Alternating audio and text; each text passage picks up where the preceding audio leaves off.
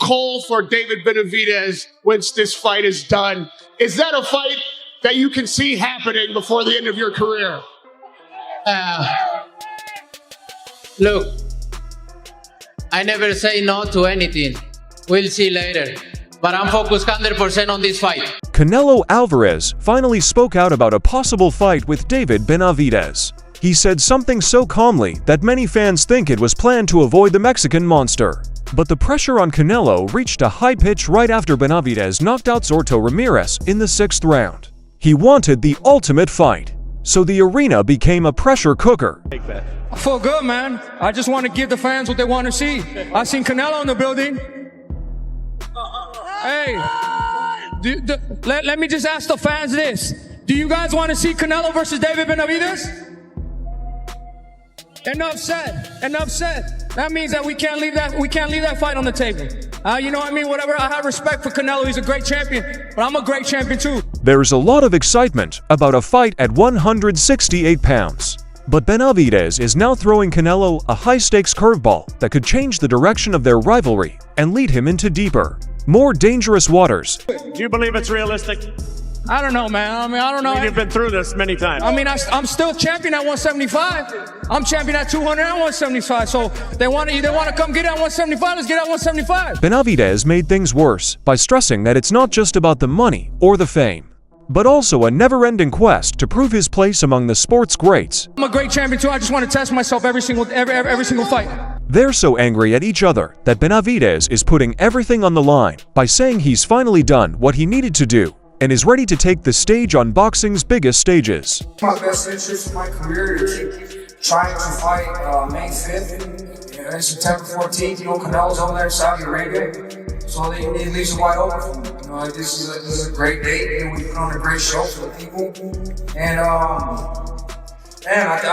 earned it. You know, I've been champion. I've been professional for 13 years since I was 16 years old. I started from the bottom. I went all the way to the top, calling out the best of the best. I did it the hard way. Nothing was ever given to me. So now that I'm here, I think I deserve to fight on this card. On this date. And I'm gonna keep giving the fans what they want to see on this date. Benavidez is not giving up, and he is now defending his position on where this big fight should happen, making it clear that he now has all the cards and won't settle for anything less than what he earns. It'd be better in the United States only because I sell more than him over there. You know, the whole house is packed tonight. That's something I worked really, really hard to do. You know, it's not easy to pack up into an old arena. And we did that not only once, we did it twice. We did it once today with Merle, and then we did it twice again tonight. So, I mean, I got the ball in my hands. You know what I mean? I'm the one that's filling out the stadiums, or the stadiums. I'm the one that's fighting pay-per-view. You're advertising the fuck pay-per-view. He's never filled out an arena like this. His last fight was in the Zuffa place. You know what I mean? So, and I'm not even trying to be disrespectful. It's just those are the facts. So, I mean, if they want me to go there and Saudi Arabia, why? You know what I mean? They gotta pay me some little money to make it over there. Or they come here, we come to the table right here. You know what I mean? But I don't know, I work really, really hard.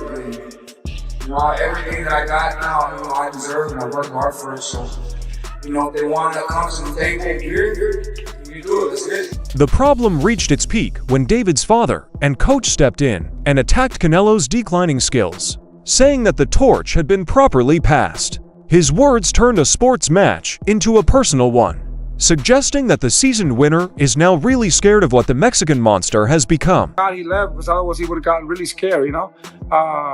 With that kind of performance, I would leave too, you know? But you know, to be honest with you, David's a cruiserweight champion now, 3-division champion, you know? That guy's never gonna fight David, you know? I mean, David's the face of boxing now. It's his era, you know? Canelo is not the same no more. He's tired.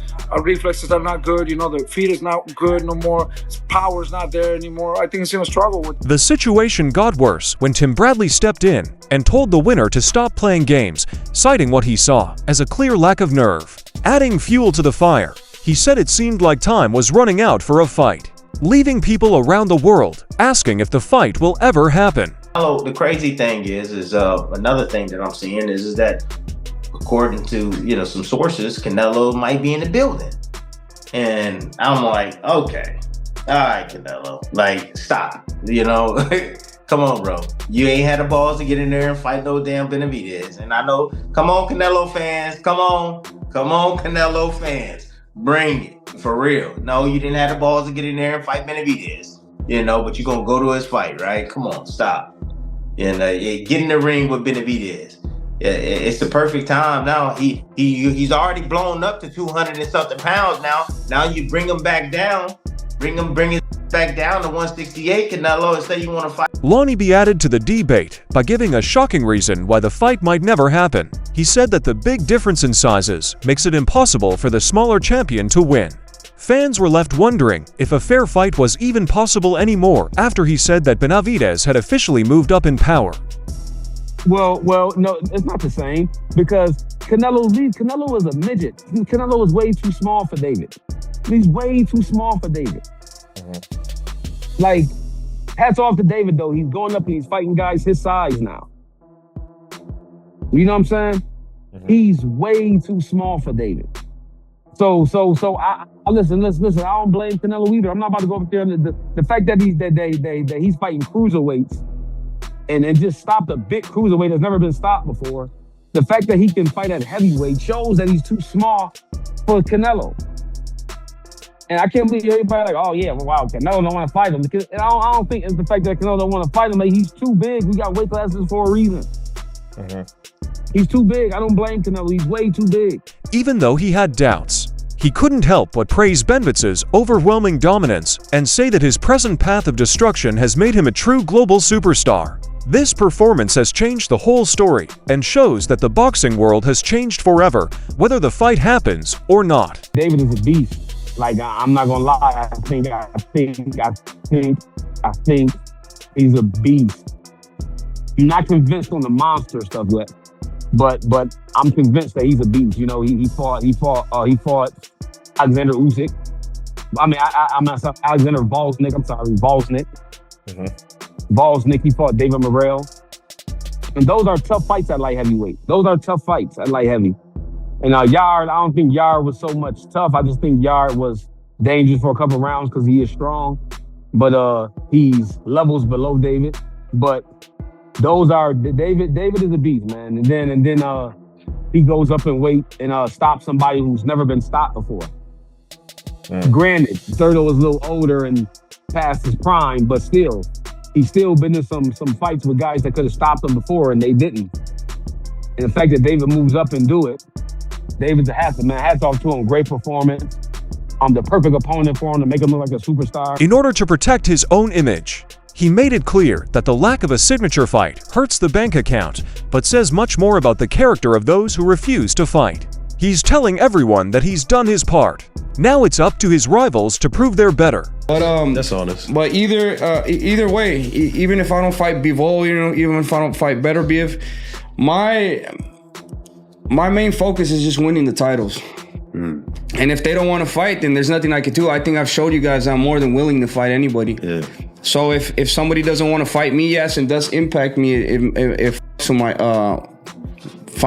financial in boxing, but I can't. There's nothing I can do about that. If they don't want to fight me, they don't want to fight me. I think that shows the fans, you know what I mean, who is who. I think it shows the fans that I've been trying to make these fights happen. So it's not on me, it's on them. Lastly, he said that the winner was his biggest rival in the fight business, and he knew that their names would always be linked, whether they fought or not. The fact that boxing may have lost its most famous grudge match is a scary thought that will haunt both of their careers for a long time. 100%. So it's always like, you know, like always in boxing or whatever sport it is, everybody always has their arch nemesis. You know what I mean? So Canelo he's my arch nemesis basically. And yeah, well, that's exactly how it'd be. It'd be an unfortunate moment that never happened in boxing, but you know, if it doesn't happen, there's really nothing I can do about it. Benavidez told the persistent doubters that he is ready to chase excellence at any cost, no matter the risk, by ignoring the politics involved. It was his last, bold statement that he isn't just looking for a paycheck, but a war to see who really rules the ring. Last of all, I wanted to just give a big shout out to my sister, True Essence. She made my shoes. You know what I mean? She been making my shoes for the past couple fights. David,